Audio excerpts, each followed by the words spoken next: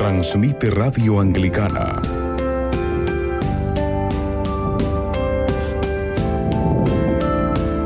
...24 horas... siempre junto a ti.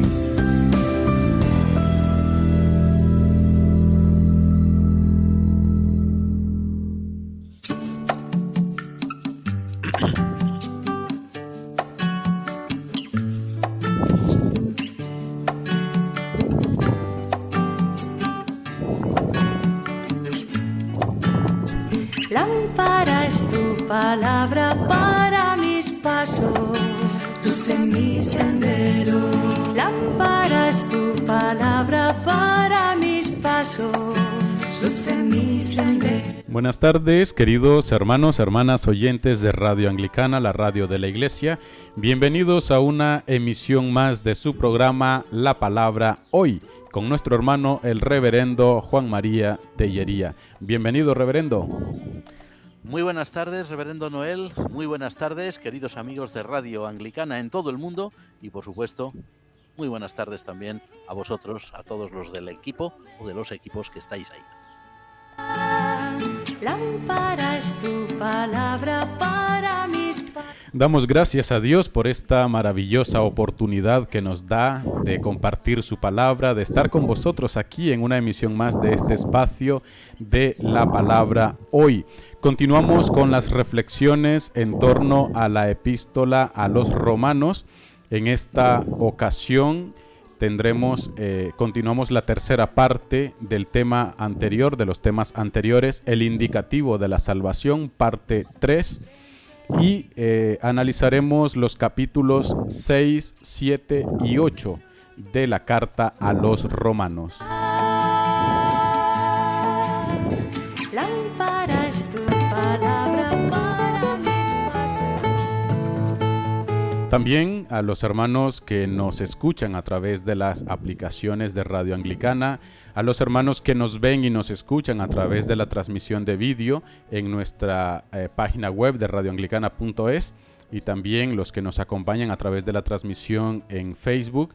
Les agradecemos y también les damos la bienvenida. Les recordamos que cualquier inquietud, alguna pregunta que puedan tener en el transcurso del programa, nos la pueden hacer llegar a nuestro número de WhatsApp, el 698-680696. Y si están fuera de España, anteponiendo el signo positivo con el número 34, pueden enviarnos su comentario al 698-680696. El indicativo de la salvación, parte 3, capítulos del 6 al 8 de la carta a los romanos, es lo que hoy estaremos tratando.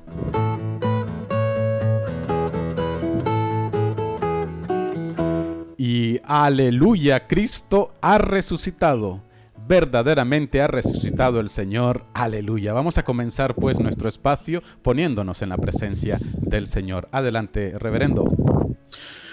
Te damos muchas gracias, Padre nuestro, por el gozo que tenemos los cristianos en este momento especial del año en que proclamamos de forma muy particular, de forma muy especial, la resurrección de tu Hijo, nuestro Señor. Y en esta tarde-noche, Padre nuestro, desde este programa de radio que siempre ponemos delante de ti y por el cual te pedimos tu bendición, queremos seguir también proclamando el mensaje del resucitado, que es un mensaje de esperanza, un mensaje de consuelo, un mensaje de paz, un mensaje de seguridad para todas las naciones en Cristo. Gracias, Señor, por escuchar nuestras oraciones, y nos acordamos también de todas aquellas personas que a lo largo del mundo, por diferentes motivos, están sufriendo situaciones de desamparo, situaciones de injusticia y situaciones de grave necesidad. Te pedimos por ello, Señor, en el nombre del Padre, del Hijo y del Espíritu Santo. Amén. Amén. Amén.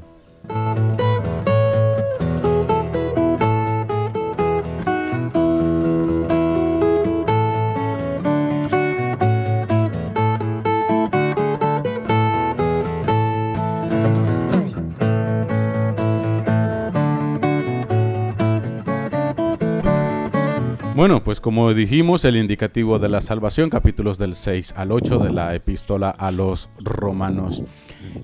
Vamos a comenzar, vamos a entrar de lleno en nuestro tema que hoy nos ocupa, Juan Mari, si a ti te parece bien.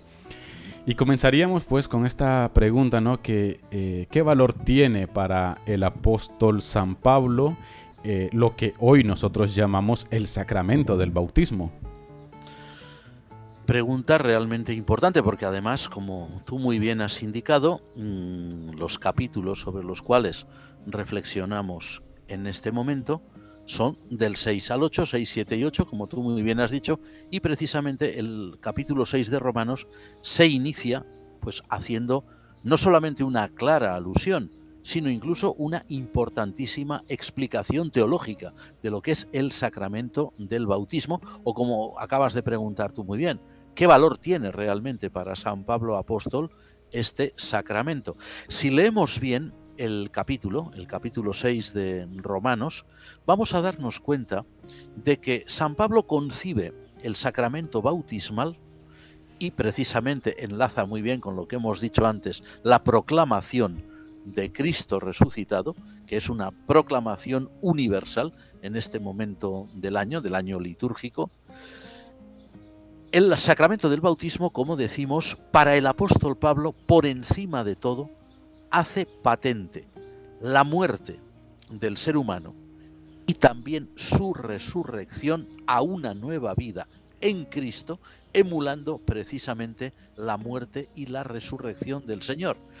Por decirlo de otra forma, el apóstol San Pablo entiende el sacramento bautismal como un sacramento de liberación, un sacramento de libertad, un sacramento mediante el cual la persona ve rotas sus cadenas, las cadenas universales, como se suele decir, de la condición pecaminosa de la especie humana, y es introducido directamente en una nueva vida. Pero atención, una nueva vida que solo puede ser en Cristo.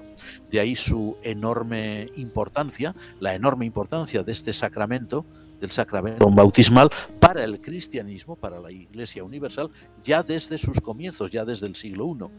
El sacramento del bautismo es, juntamente con el sacramento eucarístico, pues precisamente en los dos grandes sacramentos instituidos por nuestro Señor.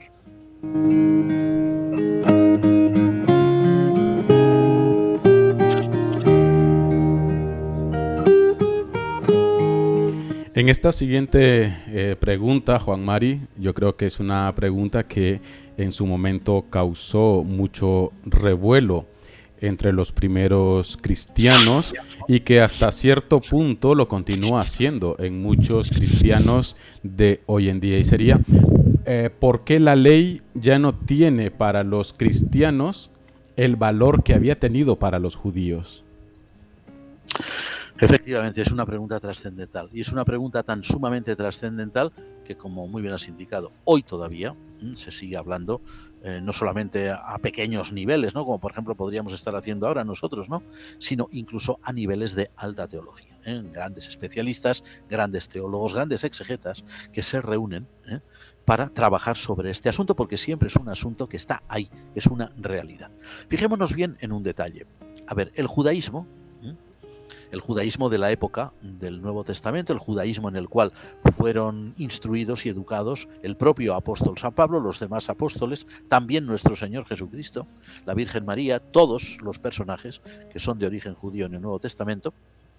Aquel judaísmo hacía ya mucho tiempo, hacía siglos, que había entendido la ley, aunque habría que decir mejor la instrucción divina, porque es lo que, como hemos dicho muchas veces, significa la palabra ley. Los judíos llaman a la ley en su idioma, en hebreo llaman la Torah, la Sagrada Torah, pero Torah no significa un código legal, significa pues una instrucción que Dios da a su pueblo. El judaísmo había entendido, y ya venía, como decimos, desde hace unos cuantos siglos entendiéndolo así, esa ley divina, esa instrucción divina, esa ley que se manifestaba estaba recogida en los 5 primeros libros del Antiguo Testamento, lo que se llama el Pentateuco, o tradicionalmente la ley de Moisés, como dicen, ¿no?, los rabinos, 613 mandamientos, no solamente 10, lo habían entendido como una especie de como si dijéramos un conjunto de reglas, o quizás debiéramos decir un conjunto de normas que debían cumplirse estrictamente so pena de caer bajo la maldición divina. A ver, los judíos querían, y eso nadie se lo va a negar, los judíos querían por encima de todo ser fieles a Dios. En este sentido, vamos a permitirnos recomendar a nuestros oyentes la lectura de dos importantes libros del Antiguo Testamento que no se suelen leer mucho, o que no son de los más conocidos, que son el libro de Esdras y el libro de Nehemías. ¿Por qué razón? Porque son los libros donde se cuenta cómo tuvo lugar la restauración de los judíos, el origen del judaísmo en realidad, después de la cautividad de Babilonia, ¿no? El regreso de Babilonia, aquellas familias judías que quisieron volver a la tierra de sus antepasados. Bueno, pues en estos libros se nos dice claramente que la voluntad de los judíos era ser realmente fieles a Dios. No eran personas que fingían su fe, o no eran, como a veces se dice, no, eran unos hipócritas. No, cuidado. Hombre, habría hipócritas, por supuesto que sí, pero los hay siempre. Pero la mayoría querían ser fieles a Dios. Buscaban cumplir la voluntad de Dios. Buscaban la bendición de Dios. El problema, el judaísmo entendió que ese cumplimiento de la voluntad de Dios dependía de ellos mismos. Dependía de su esfuerzo, dependía de su, por decirlo así, de su dedicación, dependía de su decisión. El cristianismo, cuando llega, y llega en el seno del judaísmo, naturalmente, el cristianismo representa algo completamente distinto. El cristianismo representa una vida completamente nueva, una vida en Cristo. Una vida en Cristo quiere decir inspirada en Cristo, pero también dirigida por Cristo, que no está sometida a normas escritas de tiempos muy antiguos, como era pues todo lo que se ha recopilado en el Pentateuco, donde a veces pues vemos reglamentaciones que nosotros incluso ya a veces ni siquiera entendemos bien, porque decimos esto es de una época antiquísima, de un sistema social que hoy ya no existe, ¿verdad? Entonces, el cristianismo representa, como decimos, un gran paso adelante en el cual el creyente ya no vive sometido a ese tipo de normas, sino que está sometido a la dirección de Cristo.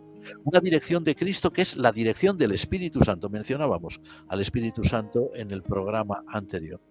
No tenemos más que recordar lo que el propio San Pablo Apóstol dice en Gálatas, Epístola a los Gálatas, capítulo 5, y si la memoria no nos engaña, 22-23, donde el apóstol está hablando ya no de obras de la ley que se deban cumplir, sino de frutos del Espíritu Santo, frutos que el Espíritu produce en la vida del creyente. Y curiosamente el apóstol concluye toda esa enumeración de frutos del Espíritu diciendo, contra tales cosas no hay ley.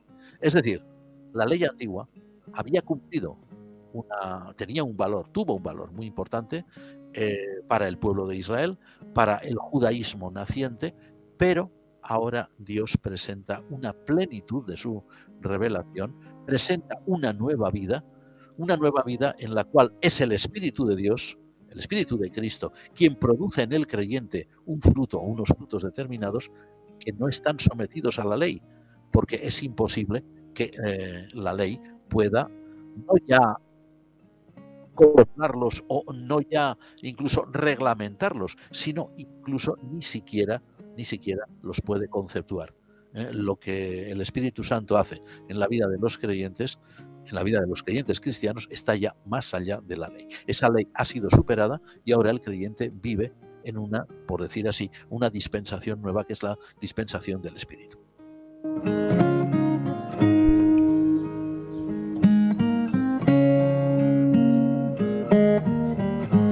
Un querido oyente nos escribe en el capítulo 13 de San Juan: Jesús nos dio un nuevo mandamiento.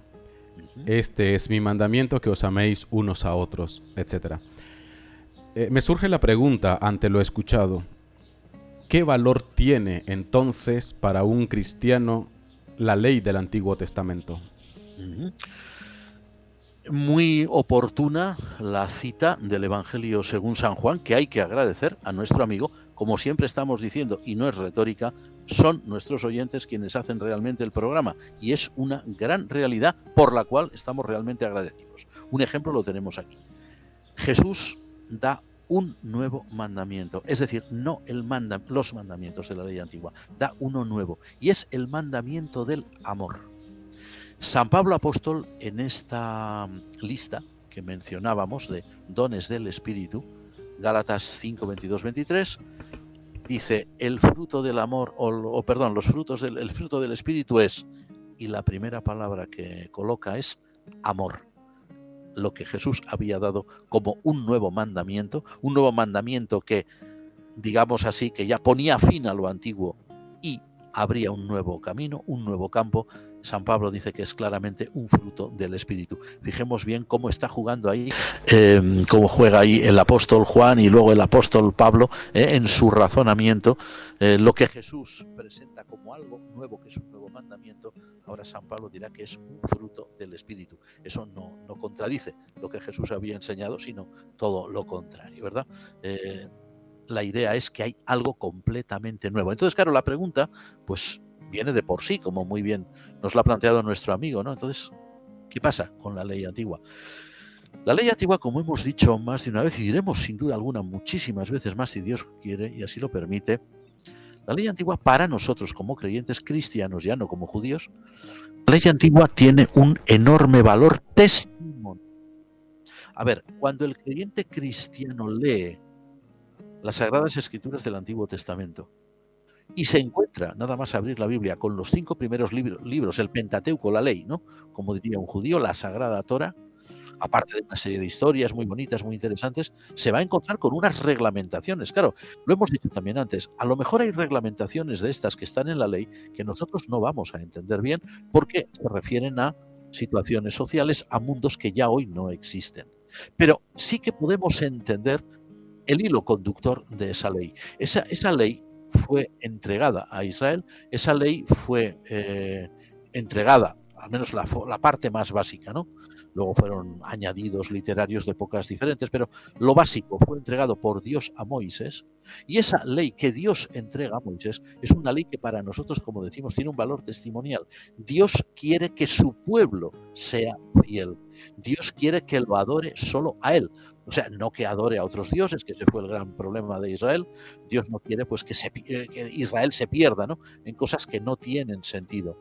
Cuando nosotros hoy como cristianos leemos todo eso, nosotros podemos entender, por la gracia de Dios, evidentemente, y siempre bajo el prisma de Cristo, bajo el prisma del Espíritu Santo, que es quien produce en nosotros todos estos frutos, que San Pablo indica, nosotros podemos leer ahí cómo Dios, en su pedagogía, vamos a llamar así, iba poquito a poco marcándole a Israel unas pautas de comportamiento que le iban a ayudar a una convivencia buena en sí mismo.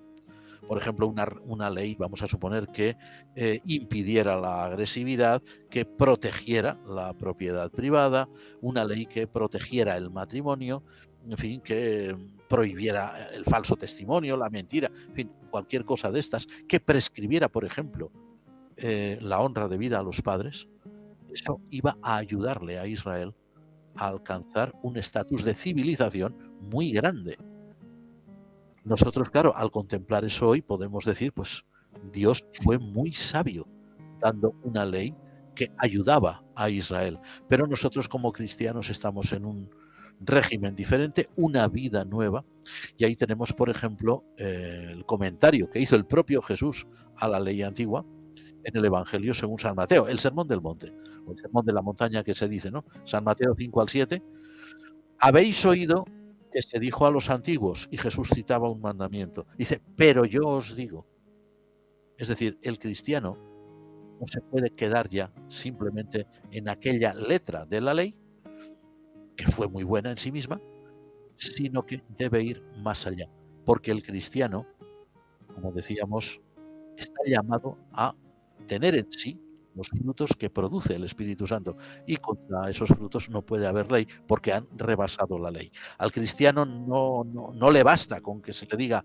no debes matar, matar no es bueno o matar hace daño. No, el cristiano ya lo sabe.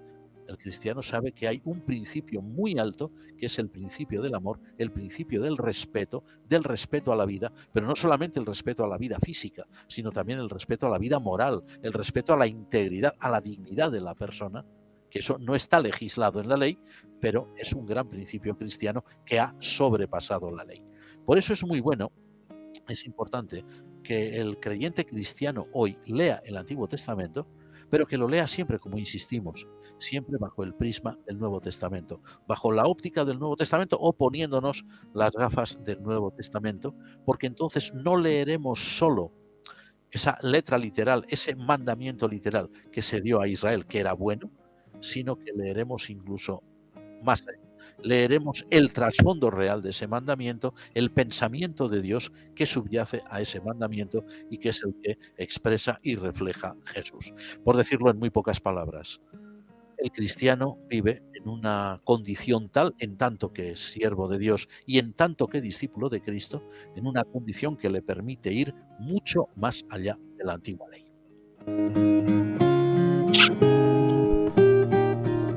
Esa antigua ley que has mencionado en repetidas ocasiones tiene una vinculación con el término pecado, ¿no? Hay una parte que Pablo dice que la ley se dio para que tengamos conciencia de pecado, etc.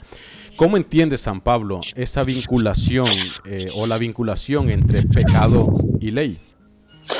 San Pablo lo entiende de una manera magistral, lo que evidencia que era un gran pensador, un gran teólogo, y que era alguien realmente que vivía realmente el Evangelio, que había podido, con la ayuda de Dios, reflexionar mucho sobre el Evangelio, poner en contraste lo que era su vivencia como cristiano con la que había tenido antes como judío y fariseo. No hay que olvidar que San Pablo era de la secta de los fariseos, ¿no? Una de las facciones más estrictas y que más estudiaban con más ahínco, ¿no?, los mandamientos de la ley antigua, los 613, ¿eh? No solo 10, los 613. San Pablo entiende perfectamente bien y nos permite entender a nosotros esa ley antigua, sí misma, era buena. Lo dice bien claro, la ley es buena, el mandamiento santo, justo y bueno. Lo dice en estos capítulos, ¿verdad?, que estamos los cuales estamos reflexionando ahora. Pero él dice que esa ley, a pesar, como decimos, de ser un regalo de Dios para el antiguo Israel, sin embargo, se convierte en instrumento del poder del pecado. Ahora, ¿por qué? Si es buena, si es santa, si es justa, pues por una razón muy simple. San Pablo lo responde así: porque la ley revela el pecado. Lo revela, pero por otro lado, no lo puede eliminar. San Pablo pone un ejemplo muy claro, uno de los 10 mandamientos, el último, que es el de no codiciarás, ¿verdad? Y que, según dicen muchos exegetas y teólogos, es el mandamiento que, de alguna forma, engloba todo el significado de los 10 mandamientos, puesto que la codicia es, según dicen, el pecado que está en la base del pecado humano y que, por lo tanto, es el pecado que permite que los otros se manifiesten como tal. Por ejemplo, si alguien roba o se ve tentado a hurtar, es porque es codicioso. Si alguien, pues yo qué sé, desea la mujer de su prójimo, eso es una forma de codicia. Si alguien no quiere, por ejemplo, cumplir sus deberes para con sus padres, pues es porque es codicioso y no desea compartir con ellos lo que tiene, etcétera, ¿no? Entonces, el problema es que la ley, San Pablo la entiende como un instrumento del pecado por esta razón, porque la ley lo revela y dice claramente cómo es el pecado. Pero, y este es el problema que tiene la ley, no puede eliminar el pecado. La ley puede mostrarnos y decir: esto no se debe hacer, o no se debe vivir así, o no se debe actuar así. Pero, ¿qué ocurre cuando el ser humano ha caído en el pecado? O cuando el ser humano se ha alejado de Dios. ¿Le ofrece la ley alguna salida? ¿O le abre la ley alguna puerta para que el ser humano vuelva a la reconciliación con Dios, la justificación que decíamos hace poco, ¿no? Ese volver a una relación de amistad con Dios? ¿La ley lo provee? Evidentemente no. Entonces, San Pablo entiende, por supuesto, la ley como una cosa en sí misma positiva, pero puede volverse como algo negativo desde el momento en que el hombre se aferra a ella, ¿eh?, para, por sus propios esfuerzos, librarse del poder del pecado, cosa que la ley no puede hacer. San Pablo nunca negará el valor de la ley, pero sí entenderá que una mala comprensión del papel de la ley puede ser catastrófico para el creyente. Bueno, de hecho, San Pablo entiende el judaísmo de su época, el fariseísmo concretamente, que él había vivido y profesado, lo entiende como una negación total de lo que es el propósito de Dios para la vida de los creyentes. Ya decimos, no porque la ley sea mala en sí, sino porque la ley revela lo malo, pero no puede librar de lo malo. Y si el hombre se esfuerza en, creyendo que cumpliendo esa ley, se esfuerza en decir yo me voy a librar del pecado, está cayendo en un error gravísimo.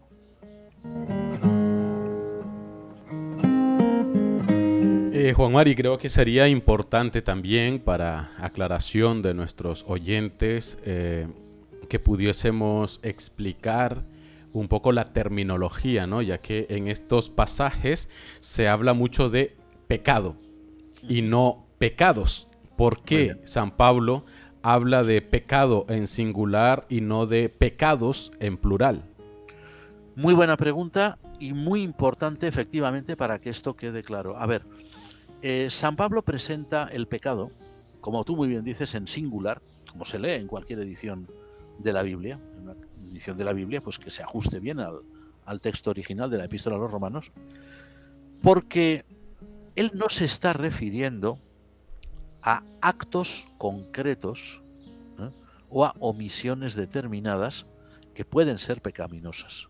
Cuando él habla del pecado y habla pues, en singular, se está refiriendo de forma genérica a ese poder adverso, contrario, enemigo del Evangelio, ¿eh?, que por desgracia ha resultado ser la condición, vamos a decir, natural del ser humano a partir de Adán. Es decir, y esto es muy importante, no es que el ser humano, cuando decimos el pecado humano, no nos estamos refiriendo, por ejemplo, como se podría entender, está muy bien esto que has dicho de precisar bien, ¿verdad? Como por ejemplo se podría entender pues un acto muy concreto, como decir, el pecado humano pues es, yo qué sé, quitarle a alguien lo que tiene, ¿no? O el pecado humano es golpear a alguien, o el pecado humano es insultar a alguien, o el pecado humano es pues, yo qué sé, atracar un banco, lo típico que se suele decir, ¿no? No, San Pablo no está diciendo eso. San Pablo está diciendo que el pecado humano, singular, es la condición del hombre. La condición del hombre que ha caído, por decir así, en manos de ese poder enemigo del Evangelio, que es el pecado, ¿eh?, a partir de lo que la historia bíblica narra de la caída de Adán, la desobediencia de Adán. Entonces se da el caso de que no es necesario ser un criminal, por ejemplo, no es necesario ser un asaltador de bancos, no es necesario ser un terrorista, no es necesario, por ejemplo, pues ser una persona adúltera, por decir ejemplos, ¿verdad? No es necesario eso para decir que el hombre está en condición de pecado. Incluso la persona, vamos a decirlo así, la persona más virtuosa, la persona más modélica, el ciudadano o la ciudadana más ejemplar, por el hecho de ser humanos, estamos todos en esa condición de pecado que significa alejamiento, que significa alejamiento de Dios, por supuesto, bueno, de Dios y como resultado entre nosotros mismos, alejamiento del hombre con su prójimo, y también debilidad. Debilidad porque el ser humano por sí mismo no puede salir de esa condición. Esa condición de pequeñez, esa condición de debilidad, esa condición de ingratitud, esa condición de alejamiento de Dios, ¿eh? Ese es el poder real del pecado. Por eso San Pablo da tanta importancia a la cuestión del pecado en sus escritos y concretamente aquí en la epístola a los romanos, porque el pecado es un poder real. El pecado no es una quimera, no es un invento, no es algo que a alguien se le haya ocurrido, no es una fábula. El pecado es una realidad y es la realidad que desde Adán, desde la caída de Adán, tal como la cuenta el libro del Génesis, pues ha impregnado a toda la especie humana. Como digo, a los que son más virtuosos o pueden pasar por más virtuosos, todos, como dirá San Pablo, si recordamos bien al principio de la epístola a los romanos, judíos y gentiles, todos estamos en la misma condición, y es la condición del pecado de la que no podemos salir.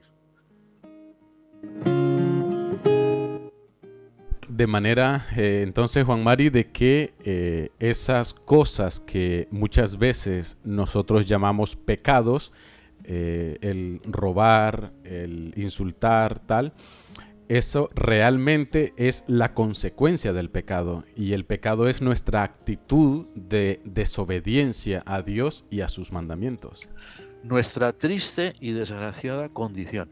Y todo eso, estos ejemplos que tú pones, efectivamente son las proyecciones, las materializaciones de esa condición, que no son iguales en todas las personas. A ver, mira, la inmensa mayoría de los ciudadanos, la inmensa mayoría de la población vive honradamente. La inmensa mayoría de la población se cuida de los suyos.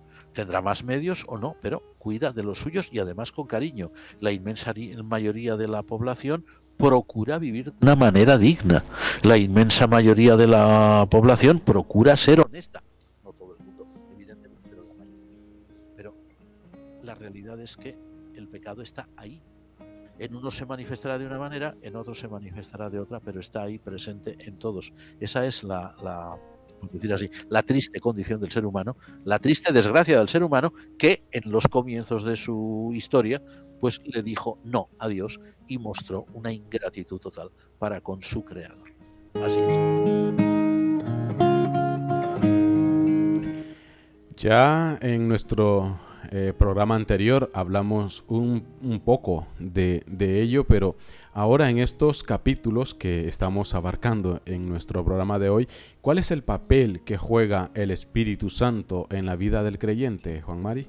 Muy bien y muy buena pregunta. Efectivamente, es el capítulo 8 de Romanos el que le da al Espíritu Santo un papel muy importante. Fijémonos bien que, a ver, según Romanos 8, el Espíritu Santo guía, conduce, dirige al creyente en su nueva vida, en esa nueva vida en Cristo. Fijémonos que el Espíritu Santo es quien vehicula sobre cada uno de nosotros, sobre el conjunto de la Iglesia, sobre el conjunto del pueblo de Dios, esa gracia de Dios, ese amor de Dios, esa justicia de Dios de la que hablábamos desde el primer momento, pero incluso hace algo que a nosotros nos puede resultar todavía mucho más extraordinario porque no estamos habituados a ello. Fijémonos bien que según Romanos capítulo 8, que es un capítulo interesantísimo en todos los sentidos, no quiere decir que los otros no lo sean, pero este de forma muy especial, ahí se dice con toda claridad que el Espíritu Santo intercede ante Dios por nosotros. Y dice todavía más, dice San Pablo con una gran dosis de realismo, porque no sabemos pedir como conviene. Curioso. Dice, pero el Espíritu Santo intercede por nosotros con gemidos indecibles, de manera que nuestra oración llega ante Dios Padre, en nombre de Cristo, que es el Redentor, pero siempre pasando por el cedazo o por el tamiz del Espíritu Santo. Es que es muy curioso y puede resultar extraña, ¿no?, la afirmación de San Pablo. No sabemos bien cómo pedir, ¿verdad? El propio Jesús decía, lo que pidierais al Padre en mi nombre, pero claro, pero bien pedido, ¿no? Es decir, no vamos a pedirle al Padre en nombre de Jesús pues la desgracia de nadie, ni una catástrofe en ningún sitio. Eso no es así. O sea, en realidad hemos de ser conscientes, estas palabras de San Pablo en relación con el Espíritu Santo suponen para nosotros pues una gran llamada de atención, es decir, cuidado, que ni somos tan buenos ni somos tan perfectos como nos podríamos creer por el hecho de llamarnos discípulos de Cristo. Es que en realidad no sabemos ni cómo pedir. Ahí entra sorprendentemente la labor del Espíritu Santo, que Él presenta nuestras oraciones a Dios no como nosotros las expresamos, sino como debiéramos expresarlas. Es decir, que Dios, cuando oye nuestras oraciones, oye lo que debiéramos pedir. no a lo mejor lo que realmente estamos pidiendo, porque está mal pedido. Fijémonos hasta qué punto el valor, el papel, la acción, ¿no? ¿Verdad? Que era la pregunta del Espíritu Santo en la vida de los creyentes, es algo extraordinario. O sea, el Espíritu Santo, por decirlo así, desde que nuestro Señor Jesucristo envía el Espíritu Santo, y dentro de no muchos domingos celebraremos también lo que se llama Pentecostés, que es el cumpleaños de la Iglesia, el cumpleaños de la Iglesia Universal, el nacimiento de la Iglesia. Eso es a través de la acción del Espíritu Santo. O sea, el Espíritu Santo está siempre presente en la vida de los cristianos. Y aquí, Noel, me gustaría hacer pues no es un inciso, es una aclaración que es muy importante. Porque a veces existe en ciertos sectores del cristianismo contemporáneo una serie de ideas que son bastante extrañas y bastante antibíblicas acerca del papel real y la obra real del Espíritu Santo, como si el Espíritu Santo fuera algo que hoy viene, hoy se derrama, mañana ya no, luego sí, luego aquí, luego allá, solo está aquí, etcétera. Cuidado. El Espíritu Santo, según estamos leyendo aquí en la Epístola a los Romanos capítulo 8, es alguien que está permanentemente en la iglesia cristiana, que está permanentemente en la comunidad cristiana. Y eso es así desde Pentecostés. O sea, nunca ha habido en la historia de la iglesia, del cristianismo, un momento en el que el Espíritu Santo haya dicho, pues ahí os quedáis, me voy, jamás. No hay constancia de eso. Al contrario, la constancia es que el Espíritu Santo está presente.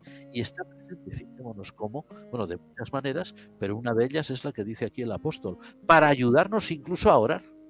Porque es que tampoco sabemos orar bien.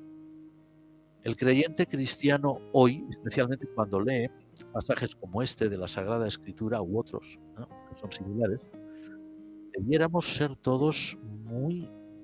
estar muy atentos realmente a esta realidad y a ser conscientes de la presencia permanente, la guía permanente del Espíritu Santo en nuestra vida y en la vida de la Iglesia, aunque cometamos errores o aunque la Iglesia en su devenir histórico haya cometido errores garrafales, como se suele decir, errores de bulto, pero vamos, terribles, ¿no? Auténticos pecados, pero pecados gravísimos. Bueno, pues a pesar de todo eso, el Espíritu Santo ha estado presente en la Iglesia y a pesar de esos errores, que han sido muy graves y que no tienen justificación en muchos casos, a pesar de eso el Espíritu Santo ha seguido guiando la vida de la Iglesia. O sea que nadie debe engañar al pueblo de Dios, nadie debe engañar a la Iglesia de Cristo en la idea de que el Espíritu Santo está aquí o el Espíritu Santo está allá, o se manifiesta de esta forma o se manifiesta de esta otra. Cuidado. Nadie tiene el monopolio del Espíritu Santo.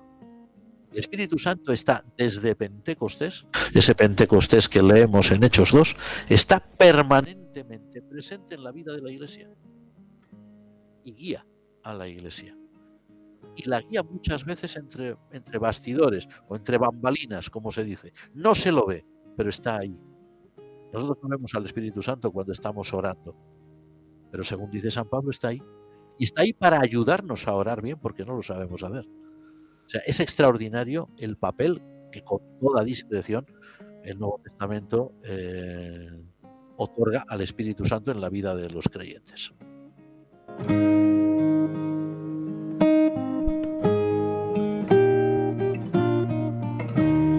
¿Cómo entiende, sobre todo en este capítulo, el apóstol San Pablo el misterio de la predestinación, Juan Mari? Sí, es también uno de los grandes temas que aparecen en esta sección, concretamente en el capítulo 8. En el capítulo 8, claramente expresado, incluso por su nombre, ¿verdad? A los que antes amó también los predestinó, etcétera, ¿no? Bien. Y es como sabemos bien, a lo largo de la historia del cristianismo, una doctrina muy, muy, muy conflictiva. La pregunta tuya era, ¿cómo entiende San Pablo la predestinación? ¿Es esto lo que me has preguntado, Noel? Perdón. ¿Cómo entiende San Pablo el misterio de la predestinación? Sí, sí. Vale, pues la respuesta es muy simple. Siempre de manera positiva, siempre, nunca negativa. A ver, ¿qué quiere decir esto? San Pablo, en ese capítulo, lo dice bien claro, si lo leemos: somos predestinados en Cristo.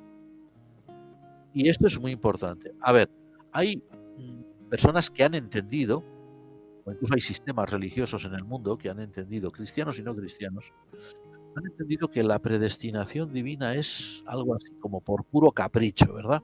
O por pura arbitrariedad. Bueno, pues a este lo predestino porque sí, para que se salve, y al otro no, para que se pierda. No, no, cuidado. San Pablo dice claramente que somos predestinados en Cristo.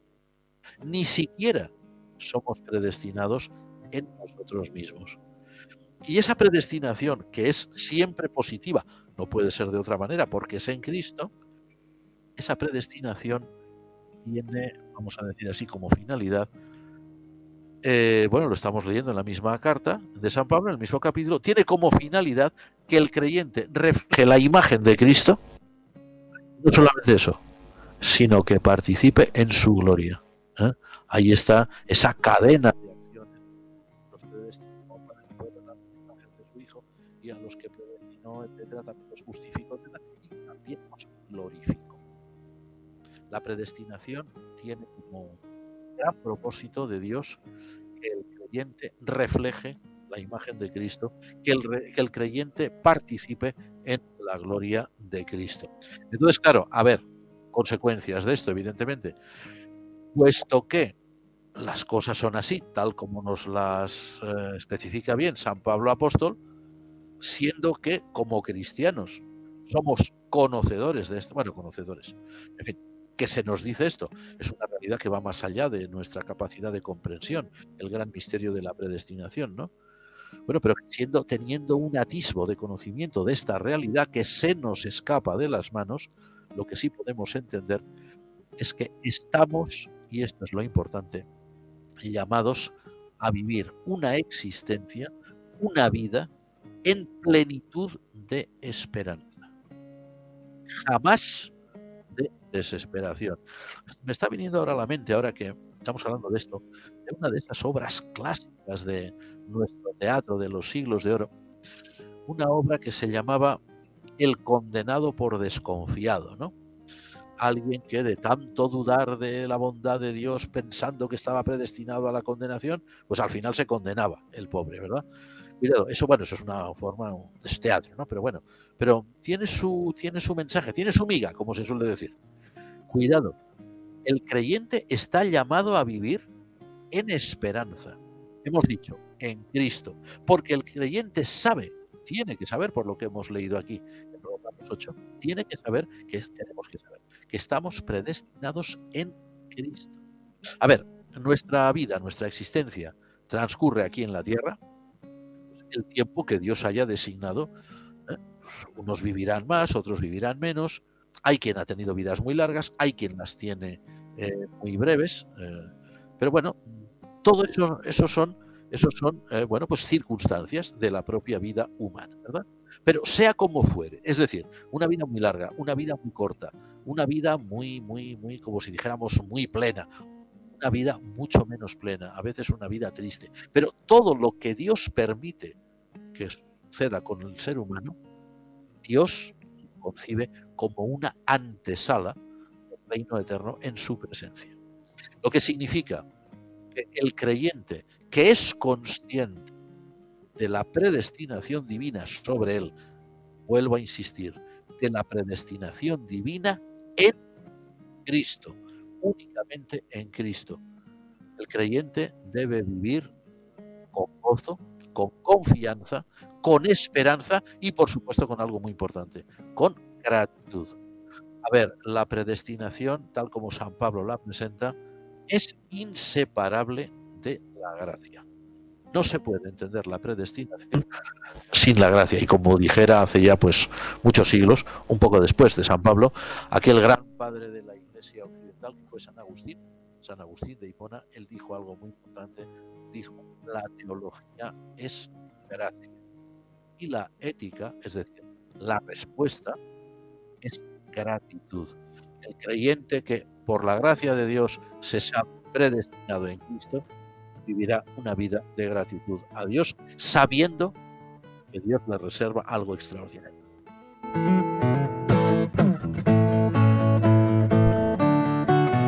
Bueno, vamos a acelerar un poquito, Juan Mari, con las respuestas, que tenemos algunas cuantas preguntas y tenemos ya poco tiempo. Jesucristo dijo: todo lo que pidan al Padre en mi nombre lo haré. Luego dijo: lo que pidan en mi nombre lo haré también. Y así encontramos varios pasajes. Si el Espíritu Santo es intercesor, como nos dice el versículo 26 del capítulo 8 de Romanos, ¿por qué cuando oramos siempre pedimos en el nombre del Hijo y pocas veces en el nombre del Espíritu? Muy buena pregunta. Como han dicho muchas veces los teólogos, el Espíritu Santo es el miembro tímido de la Trinidad. Es decir, O el gran desconocido, dicen algunos. Algunos dicen el gran desconocido, pero que está ahí presente. Es curioso que la revelación divina, tal como la tenemos en la Sagrada Escritura, nos permite vislumbrar. ¿Cómo es? No tenemos ni idea realmente, pero nos permite tener un atisbo de Dios Padre. De Dios Hijo, por supuesto, es el que mejor podemos conocer, porque Dios Hijo es Dios y hombre.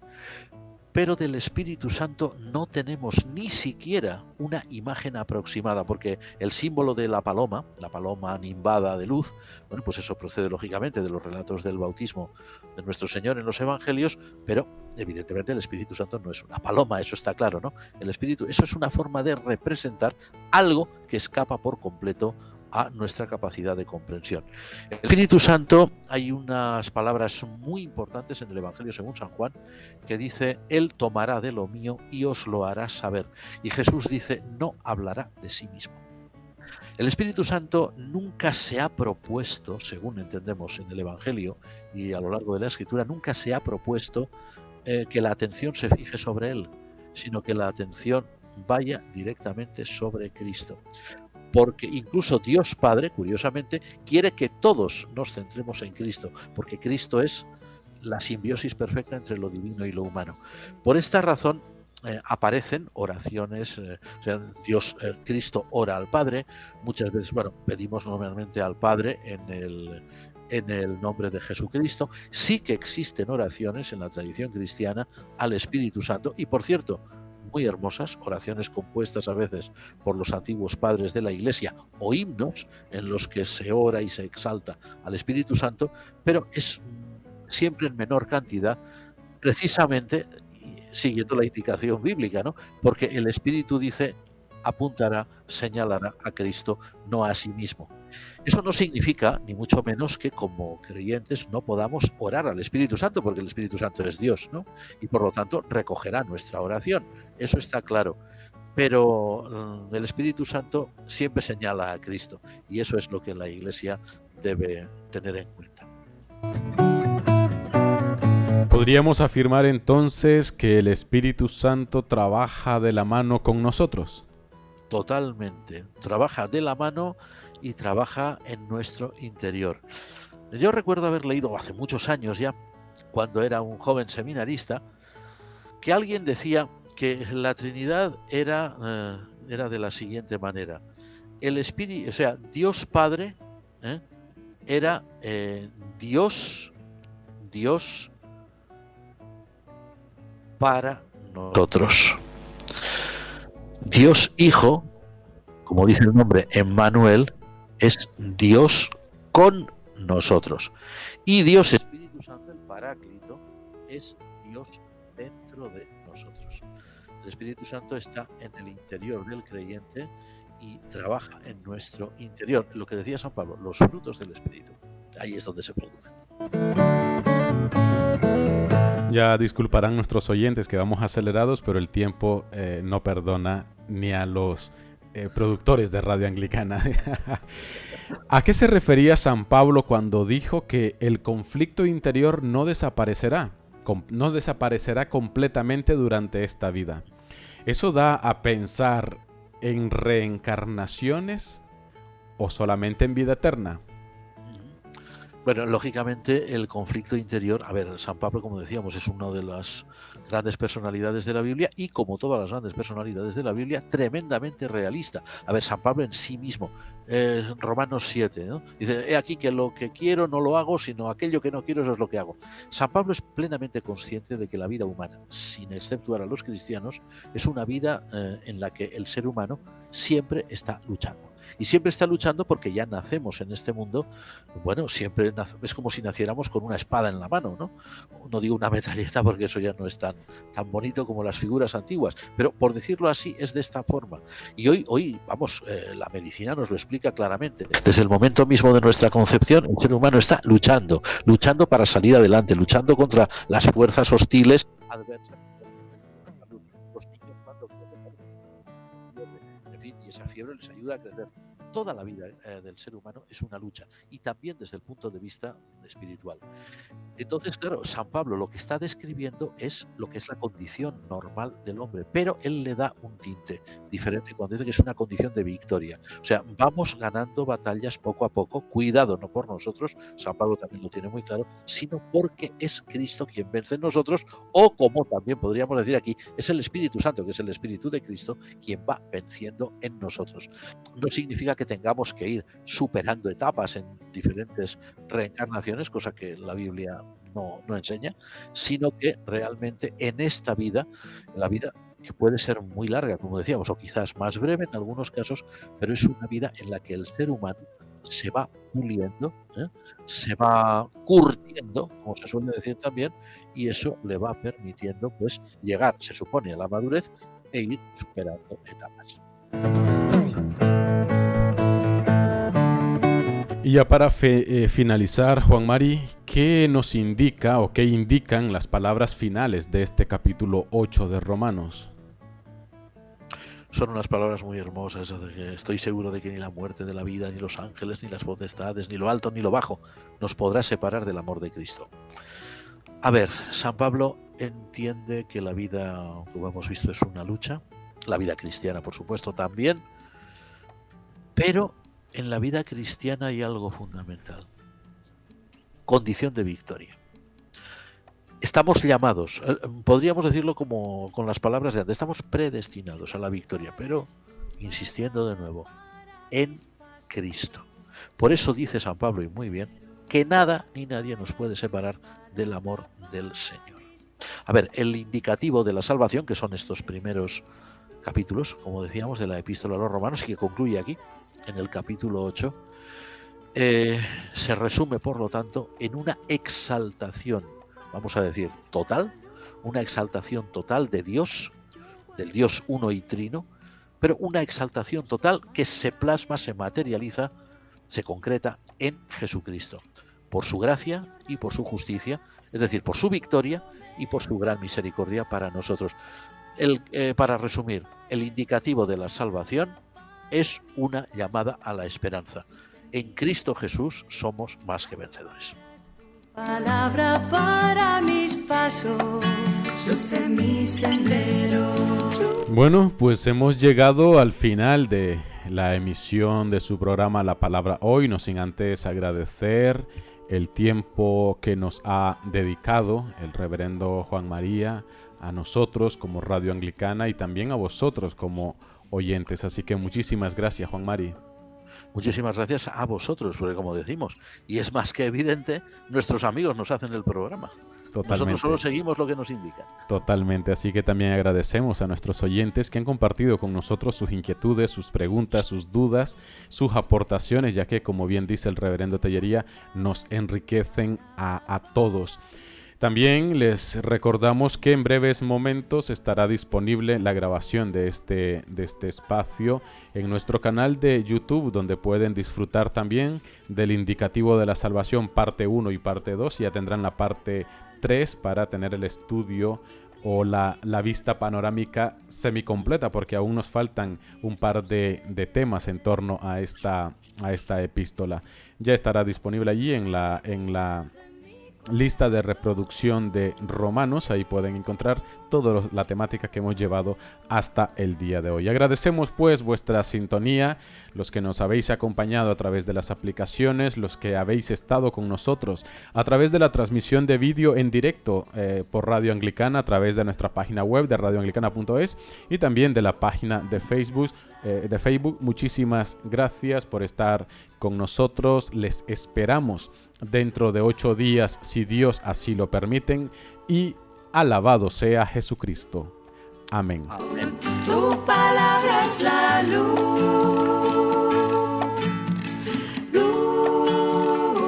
tu palabra es la luz.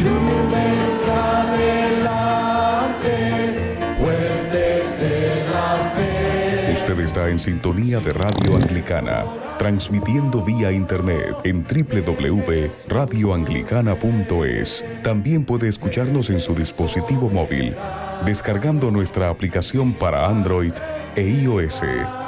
Radio Anglicana, la voz de la Iglesia.